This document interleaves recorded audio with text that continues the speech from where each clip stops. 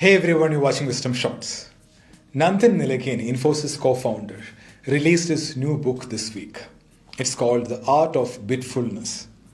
The book is about the toxic relationship people have with their digital devices. It's about spending time on our devices better. So today my topic is that, digital wellness.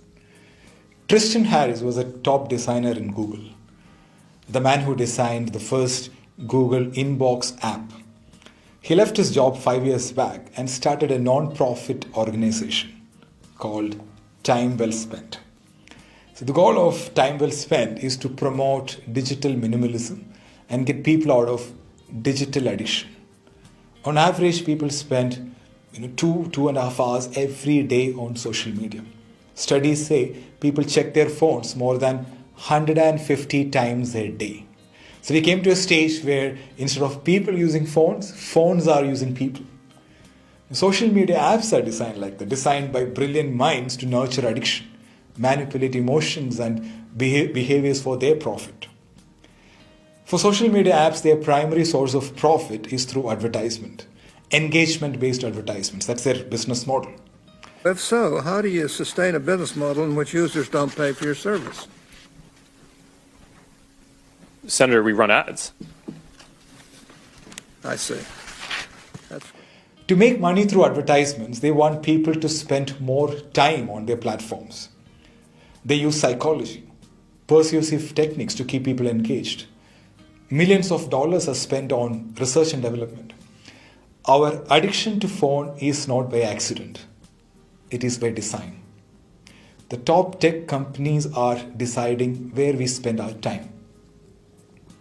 Let me give you an example. Say when you upload a new profile photo on Facebook, right? So our mind is very vulnerable at the time. Facebook knows that. Facebook knows that appreciation is a strong human emotion, a human need. So Facebook knows that people are curious about what other people are thinking of them. So when we get a new like on the profile pic, Facebook, knowing the human psychology well, will send you a notification. Hey, you got 10 new likes on your new picture, check it out. By looking at this, we get excited. We get something called dopamine high. It becomes an addictive behavior. The interesting thing is, they control the dial using technology, using algorithms. They decide where to shop, when to shop, whom to show your profile pic, how long to show on others' newsfeed. They even know who is likely to give you a like to your profile pic using data science. They orchestrate it really well using technology.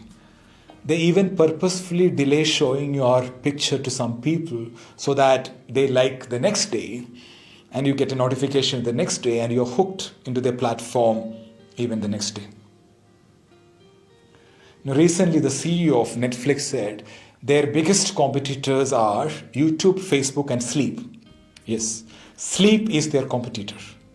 Because people have only finite amount of time and these companies are thinking hard on how to steal our time. They don't want us to sleep. They don't want us to spend time with our friends. They don't want us to have a social life. They don't want us to spend time with nature. They don't want us to do anything meaningful. They want our time and attention. Our time and attention is their profit. There is competition for attention. Attention is the new currency of success for these companies. Social media apps are like Akshay Patra. There is no end to it. You can scroll all your life. You don't even have to press the button. It will autoplay for you. There's this story about how they designed scrolling feature on Facebook, way back in 2006. They were inspired by the scroll wheel on a mouse. Because with the scroll wheel on a mouse, your hand never had to leave the resting position. You just scroll to see the next thing. Before that, you had to click on the down button or move your mouse and drag to see new things, right? So Facebook didn't want people to click, open and see things because it takes a lot of effort, right? So this feature was initially introduced for desktop, but later when touch phones came, this became the best feature. Same with this pull down refresh button on our apps. So this was inspired by slot machines in casinos, In casinos, you pull the lever and see whether you are lucky to get the reward. Same principle. People keep pulling the lever, keep refreshing their feed to see whether they got new rewards, which is new colorful notifications, likes and comments. It's a very compelling way to get people's attention. See, these platforms are designed by smart people to make us addictive.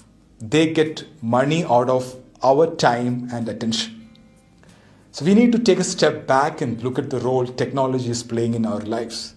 While there are a lot of benefits and good stuff for having these apps, we have to be mindful on how we are spending our time. So we have to set healthy boundaries. We cannot avoid internet, right? But we can change our relationship with digital devices and internet. So I did some changes with respect to my screen time. So let me share that couple of things, and if it's feasible, please try it out. So this is my New Year resolution, for 2022. Digital minimalism. The purpose is to spend time well on meaningful things and focus on what matters and to be more productive. There are 5 things. Number 1, I uninstalled Phil from my phone. Phil is Facebook, Instagram, and LinkedIn.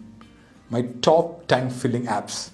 I didn't delete my account or anything like that. I just removed it from my phone.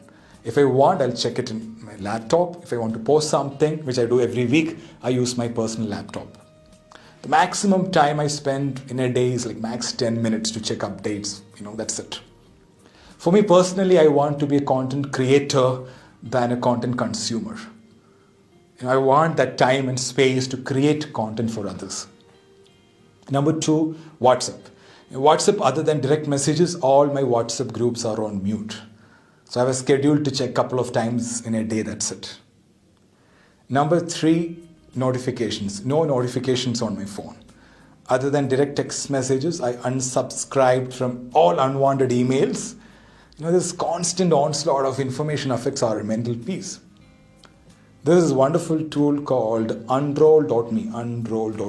So you can use that to do this effectively. Number 4, I deleted all media apps, news apps, OTT apps. So right now it's only music, podcast, and other learning apps. I spend good amount of time learning, following a lot of inspirational people, channels, listening to podcast, Audible.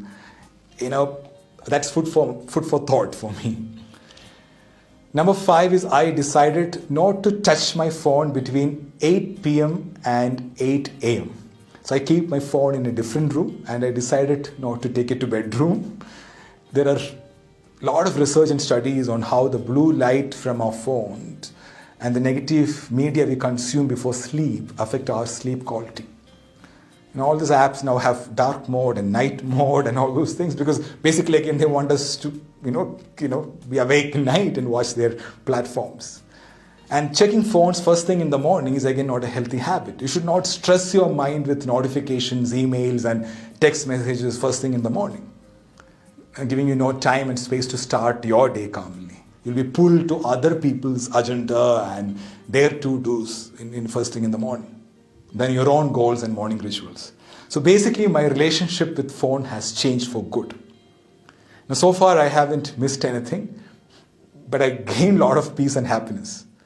So if you want to learn more strategies on how to manage your phone and spend time well, check this humanetech.com. So this is the website of Time Well Spent organization. Also, I recommend you to read the book, The Art of Bitfulness. So in 2022, let's spend time well and live in the real world. Thank you so much for watching. I am Srijit Krishnan. Stay happy, stay healthy.